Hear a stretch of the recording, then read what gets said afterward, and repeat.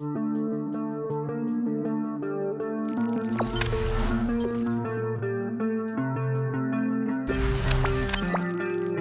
Timnas Indonesia vs Vietnam di Piala AFF 2020.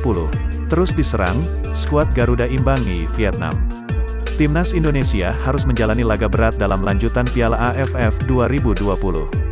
Setelah menang mudah dalam 2 pertandingan awal kala berhadapan Kamboja dan Laos. Kini, Timnas Indonesia harus menghadapi Vietnam. Pertandingan antara Timnas Indonesia vs Vietnam digelar di Stadion Bisan, Rabu, tanggal 15 Desember tahun 2021, malam. Sama-sama membutuhkan kemenangan untuk menjaga kans lolos ke babak semifinal. Kedua tim lantas mencoba menurunkan skuad terbaiknya. Namun sepanjang pertandingan Timnas Indonesia tampak terus ditekan oleh Vietnam. Berulang kali Vietnam membangun serangan untuk membahayakan gawang dari Timnas Indonesia. Namun, lini belakang Timnas Indonesia masih bermain sangat baik. Hingga pertandingan babak pertama berakhir. Skor masih imbang 0-0.